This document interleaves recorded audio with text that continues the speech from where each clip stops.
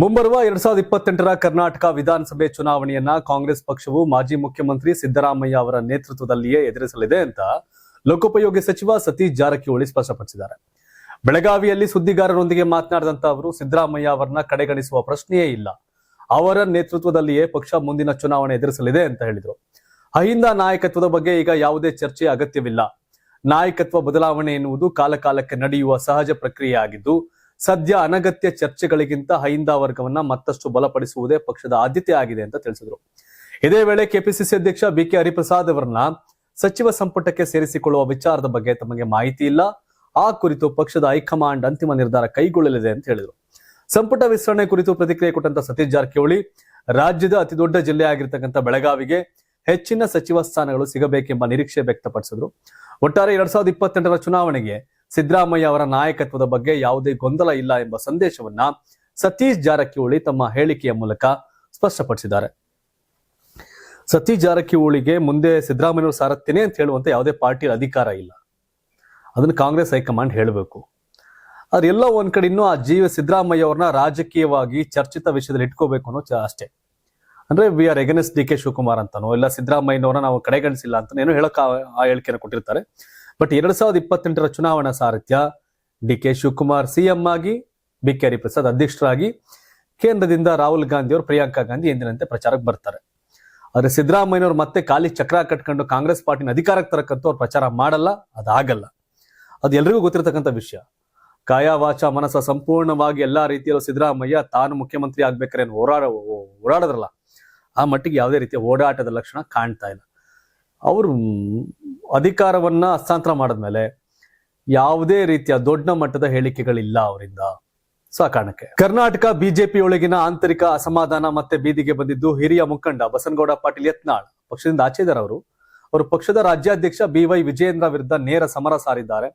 ವಿಜಯಪುರದಲ್ಲಿ ಸುದ್ದಿಗಾರರೊಂದಿಗೆ ಮಾತನಾಡಿದಂತ ಅವರು, ರಾಜ್ಯ ಬಿಜೆಪಿಯಲ್ಲಿ ಬಹುನಿರೀಕ್ಷಿತ ನವೆಂಬರ್ ಕ್ರಾಂತಿ ನಡೆಯದೇ ಹೋದ್ರೆ ಪಕ್ಷ ಸರ್ವನಾಶವಾಗುತ್ತೆ ಅಂತ ಎಚ್ಚರಿಸಿದ್ದಾರೆ.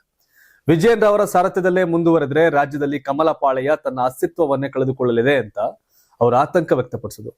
ಪರಿಷತ್ ಚುನಾವಣೆಯ ಒಳ ಒಪ್ಪಂದಗಳ ಕುರಿತು ಗುಡುಗಿದ ಯತ್ನಾಳ್, ಮತದಾನದ ಪ್ರಕ್ರಿಯೆಗಳೆಲ್ಲ ಮುಗಿದ ಮೇಲೆ ಹಳೆಯ ದಿನಾಂಕವನ್ನ ನಮೂದಿಸಿ ಕೃತಕವಾಗಿ ವಿಪ್ ಜಾರಿಗೊಳಿಸಲಾಗಿದೆ ಅಂತ ಗಂಭೀರವಾಗಿ ಆರೋಪ ಮಾಡಿದ್ರು. ಮುಖ್ಯಮಂತ್ರಿ ಡಿ ಕೆ ಶಿವಕುಮಾರ್ ಅವರು ತಂದೆಯವರ ಹಳೆಯ ನಕಲಿ ಸಹಿ ಪ್ರಕರಣವನ್ನ ಹೊರತೆಗಿತಾರೆ ಎಂಬ ಒಂದೇ ಒಂದು ಭಯಕ್ಕೆ ಬಿದ್ದು ವಿಜಯೇಂದ್ರ ಅವರು ಕಾಂಗ್ರೆಸ್ ನಾಯಕರ ಮುಂದೆ ಮಣಿದಿದ್ದಾರೆ. ವರ್ಗಾವಣೆಗಳಿಗಾಗಿ ಕೈಕಟ್ಟಿ ನಿಂತು ಸಹಿ ಮಾಡಿಸಿಕೊಳ್ಳುತ್ತಿರುವ ವಿಜೇಂದ್ರ, ಡಿಕೆಶಿ ಭೀತಿಯಿಂದಲೇ ಇಂಥ ವಿಪ್ ತಂತ್ರಗಳನ್ನ ಹೆಣೆದಿದ್ದಾರೆ ಅಂತ ಕಿಡಿಕಾರದು. ಪಕ್ಷದ ಕಾರ್ಯಕ್ರಮಗಳಿಗೆ ಜನಬೆಂಬಲ ಇಲ್ಲದಿರುವ ಬಗ್ಗೆ ಲೇವಡಿ ಮಾಡಿದ ಯತ್ನಾಳ್, ಮೊನ್ನೆ ರಟ್ಟಿಹಳ್ಳಿಯಲ್ಲಿ ನಡೆದ ವಿಜೇಂದ್ರ ಅವರ ಕಾರ್ಯಕ್ರಮದಲ್ಲಿ ಕೇವಲ 45 ಜನ ಅಷ್ಟೇ ಭಾಗವಹಿಸಿದ್ರು. ಅವರು ಕೂಡ ಮುಂದಿನ ಚುನಾವಣೆಯ ಟಿಕೆಟ್ ಗಿಟ್ಟಿಸಿಕೊಳ್ಳಲು ಬಂದವರಾಗಿದ್ರು. ಆದ್ರೆ ತಾವು ಹೋದ ಕಡೆಯಲ್ಲೆಲ್ಲ ಸಹಸ್ರಾರು ಸಂಖ್ಯೆಯಲ್ಲಿ ಜನ ಜಮಾಯಿಸಿದ್ದಾರೆ ಅಂತ ಹೋಲಿಕೆ ಮಾಡಿದ್ರು. ಮಾಜಿ ಸಚಿವ BC ಪಾಟೀಲ್ ಅವರ ಸ್ವಕ್ಷೇತ್ರದಲ್ಲಿ ಹಿಂದೂ ಯುವಕನ ಕೊಲೆ ಆಗಿದ್ರು. ಕನಿಷ್ಠ ಅವರ ಮನೆಗೆ ಭೇಟಿ ನೀಡಿ ಸಾಂತ್ವನ ಹೇಳುವ ಸೌಜನ್ಯವನ್ನ ಯಾರು ತೋರಿಲ್ಲ. ಇಂತಹ ನಾಯಕರನ್ನ ನಂಬಿಕೊಂಡು ನವೆಂಬರ್ ಬಳಿಕ ಪಟ್ಟ ಕಟ್ಟಲು ಹೊರಟಿರುವ ಹೈಕಮಾಂಡ್ ನಿರ್ಧಾರಕ್ಕೆ ನಮ್ಮ ಸಹಮತವಿಲ್ಲ ಅಂತ ಬೇಸರ ವ್ಯಕ್ತಪಡಿಸಿದರು. ರಾಜ್ಯ ಬಿಜೆಪಿ ಉಸ್ತುವಾರಿಗಳ ಬದಲಾವಣೆಯ ಬಗ್ಗೆ ತಮಗೆ ಒಳ ಅರಿವು ಗೊತ್ತಿಲ್ಲ ಎಂದ ಅವರು, ಮಾಜಿ ಉಸ್ತುವಾರಿ ಅರುಣ್ ಸಿಂಗ್ ಅವರು ನಮಗೆ ಭೇಟಿಗೆ ಅವಕಾಶ ಕೊಡ್ತಿರ್ಲಿಲ್ಲ, ಕೇವಲ ವಿಜಯೇಂದ್ರ ಅವರನ್ನ ಓಲೈಸೋದ್ರಲ್ಲೇ ಕಾಲ ಕಳೀತಾ ಇದ್ರು. ಇಂತಹ ಉಸ್ತುವಾರಿಗಳಿಂದ ಪಕ್ಷಕ್ಕೆ ಯಾವುದೇ ಉದ್ಧಾರವಾಗಿಲ್ಲ. ನಿಷ್ಠಾವಂತ ಕಾರ್ಯಕರ್ತರನ್ನ ಆಲಿಸದಿದ್ರೆ ಪಕ್ಷಕ್ಕೆ ಭವಿಷ್ಯವಿಲ್ಲ. ತಾವು ಬಿಜೆಪಿಗೆ ನಿಷ್ಠನಾಗಿದ್ದು ಮತ ಚಲಾಯಿಸುವುದಾಗಿ ಮುಂಚಿತವಾಗಿಯೇ ಪತ್ರ ಬರೆಯದೇ ಇದ್ದಿದ್ರೆ ಇಷ್ಟೊತ್ತಿಗಾಗ್ಲೇ ತಾವು ಕಾಂಗ್ರೆಸ್ಗೆ ಮತ ಹಾಕಿದ್ದಾರೆ ಅಂತ ಇವರು ಅಪಪ್ರಚಾರ ಮಾಡ್ತಿದ್ರು ಅಂತ ಆಕ್ರೋಶವನ್ನ ಹೊರ ಹಾಕಿದ್ರು. ಅಡ್ಡ ಮತದಾನ ಮಾಡಿದವರನ್ನ ಹುಡುಕಲು ಸೇಟಿ ರವಿ ಅವರ ಸಮಿತಿ ಅವಶ್ಯಕತೆ ಇಲ್ಲ. ನಾಳೆ ಸರ್ಕಾರ ಶಾಸಕರ ನಿಧಿ ಹಂಚಿಕೆ ಮಾಡುವಾಗ ಯಾವ ಬಿಜೆಪಿ ಶಾಸಕರಿಗೆ ಎಷ್ಟು ಕೋಟಿ ಅನುದಾನ ಸಿಗಲಿದೆ ಎಂಬುದನ್ನ ನೋಡಿದ್ರೆ ಯಾರು ಯಾರ ಜೊತೆ ಕೈ ಜೋಡಿಸಿದ್ದಾರೆ ಎಂಬ ಸತ್ಯ ತಾನಾಗಿ ಹೊರಬರುತ್ತೆ ಅಂತ ಯತ್ನಾಳ್ ಮಾರ್ಮಿಕವಾಗಿ ನೋಡಿದ್ರು. ಅಂದ್ರೆ ಬಿಜೆಪಿ ಅಧ್ಯಕ್ಷ ಆಗಿ ವಿಜೇಂದ್ರ ಮುಂದುವರ್ಸಿದ್ರೆ ಸರ್ವನಾಶ ಬಿಜೆಪಿ ಅನ್ನೋದು ಯತ್ನಾಳ್ ಟೀಮ್ ಮತ್ತೆ ವಿಜೇಂದ್ರ ವಿರೋಧಿಗಳ ಮಾತು. ಡಿ ಕೆ ಶಿವಕುಮಾರ್ ಮುಖ್ಯಮಂತ್ರಿ ಆದಾಗ ಮಾಜಿ ಮುಖ್ಯಮಂತ್ರಿ ಯಡಿಯೂರಪ್ಪನವರು, ಹಾಗೆ ಶೆಟ್ಟರು, ಬೊಮ್ಮಾಯಿ, ದೇವೇಗೌಡರು ಎಲ್ಲರ ಹತ್ರ ಹೋದ್ರು. ವಿಜೇಂದ್ರ ಅಧ್ಯಕ್ಷ ಆದ್ಮೇಲೆ ತನ್ನ ಪಾರ್ಟಿ ಎಲ್ಲಾ ನಾಯಕನ ಒಟ್ಟಿಗೆ ಹೋಗಿ ಭೇಟಿ ಮಾಡ್ಕೊಂಡು ಕೈ ಮುಕ್ಕೊಂಡು ಆಗದ್ದಾಗೋಯ್ತು, ಮುಂದೆ ಹೋಗೋಣ ಅಂತ ಹೋಗಿದ್ರೆ ಆಗಿರೋದು. ಆದ್ರೆ ಡಿ ಕೆ ಶಿವಕುಮಾರ್ ವಿರುದ್ಧವಾಗಿ ಸರಿಸಾಟಿಯಾಗಿ ಪಾರ್ಟಿ ಕಟ್ಟ ಕೆಪಾಸಿಟಿ ವಿಜೇಂದ್ರ ಆಗಾಯ್ತು ಅಂತೆಲ್ಲ ಅನ್ಕೊಂಡಿದ್ರು. ಆದ್ರೆ ಡಿ ಕೆ ಶಿವಕುಮಾರ್ ರೀತಿಯ ಚಾಣಕ್ಯ ನೀತಿಯನ್ನ ವಿಜೇಂದ್ರ ಅನುಸರಿಸ್ತಿಲ್ಲ. ಸೊ ಅವೆಲ್ಲ ಇದೆ, ಗೊತ್ತಿಲ್ಲ. ಇವರು ಯತ್ನಾಳ್ ಹೇಳಿಕೆ ನೋಡ್ರೆ ಮತ್ತೆ ನವೆಂಬರ್ ಆದ್ಮೇಲೆ ವಿಜೇಂದ್ರ ಅವ್ರನ್ನ ಕಂಟಿನ್ಯೂ ಮಾಡ್ತಾರೆ ಅಂತ ಲೆಕ್ಕಾಚಾರ ಇದೆ. ನೋಡ್ಬೇಕೇನಾಗತ್ತೆ ಅಂತ. ಬಿಡದಿ ಟೌನ್ಶಿಪ್ ಯೋಜನೆಗೆ ಸಂಬಂಧಪಟ್ಟಂತೆ ವಿವಾದ ದಿನದಿಂದ ದಿನಕ್ಕೆ ತೀವ್ರ ಸ್ವರೂಪ ಪಡೆದುಕೊಳ್ತಾ ಇದೆ. ಸರ್ಕಾರದ ಭೂ ಸಮೀಕ್ಷೆ ಕ್ರಮವನ್ನ ವಿರೋಧಿಸುತ್ತಿರುವ ರೈತರು ಬಿಡದಿ ತಾಲೂಕಿನ ಮಂಡಹಳ್ಳಿ ಗ್ರಾಮದಲ್ಲಿ ಜೆಎಂಸಿ ಸರ್ವೆಗೆ ಬಂದ ಜಿಬಿಡಿಎ ಅಧಿಕಾರಿಗಳ ವಿರುದ್ಧ ತೀವ್ರ ಆಕ್ರೋಶ ವ್ಯಕ್ತಪಡಿಸಿದ್ದಾರೆ.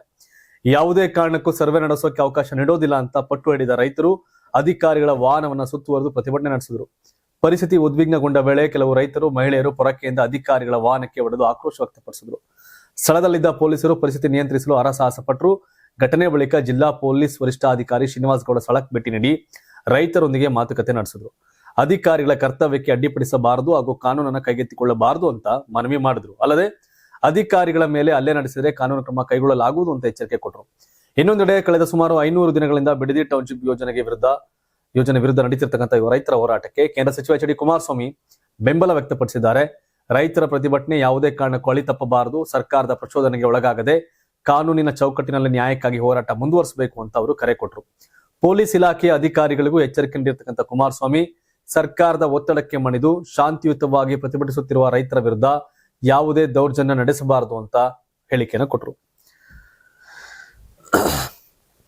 ರೈತರು ಇಲ್ಲ ಪರಿಹಾರ ಅಮೌಂಟಿನ ಎಕರೆಗೆ ಜಾಸ್ತಿ ಮಾಡಬೇಕಾ ಬೇರೆ ಏನು ಅಂತ ಮಾತುಕತೆ ಮಾಡಿ ಸರ್ಕಾರ ಪರಿಹಾರ ಮಾಡ್ಕೊಳ್ಳೋದು ಒಳ್ಳೇದು ಅನ್ಸುತ್ತೆ. ಕಾರಣ ಆ ಜಾಗದಲ್ಲಿ ಎಕರೆಗೆ 2.5 ಕೋಟಿ ಅಂತ ಹೇಳ್ತಿದ್ದಾರೆ. ಬಟ್ ಆ ಜಾಗದಿಂದ ಮುಂದಕ್ಕೂರು ಎಕರೆಯನ್ನು 4 ಕೋಟಿ 5 ಕೋಟಿ ಬೇರೆಯವ್ರು ಮಾರ್ತಾ ಇದ್ದಾರೆ ರೈತರೇ, ಅಂದ್ರೆ ಲೈಕ್ ಆ ವ್ಯಾಪ್ತಿಯನ್ನು ಹೊರತುಪಡಿಸಿ. ಹಾಗಾಗಿ ಅಲ್ಲೇ ಅಷ್ಟು ರೇಟ್ ಇರ್ಬೇಕಾದ್ರೆ ನಮ್ಮ ಜಮೀನನ್ನು ಯಾಕೆ ಕಡಿಮೆ ಕೊಡಬೇಕು ಅನ್ನೋ ವಿಷಯನೂ ಕೂಡ ರೈತರಲ್ಲಿ ಇರ್ಬೋದೇನೋ. ವ್ಯವಸಾಯದ ಭೂಮಿ ಅನ್ನೋದು ಒಂದು ಭಾಗ ಆದ್ರೆ ಅದರ ಹೊರತಾಗಿ ಮತ್ತೊಂದೇನೋ ಕಾರಣಗಳಿರುತ್ತೆ, ಕೇವಲ ಸಿಂಗಲ್ ರೀಸನ್ ಇರಲ್ಲ. ಅದನ್ನ ಕೇಳುವಂತ ಕೆಲಸನ ಸರ್ಕಾರ ಮಾಡಬೇಕು. ಅಟಕ್ ಬಿದ್ದು ಹೋಗೋದು ಕೂಡ ಒಳ್ಳೇದಲ್ಲ, ಅಟಕ್ ಬಿದ್ದು ಕೂಡ ಮಾಡೋದೇನು ಒಳ್ಳೇದಲ್ಲ.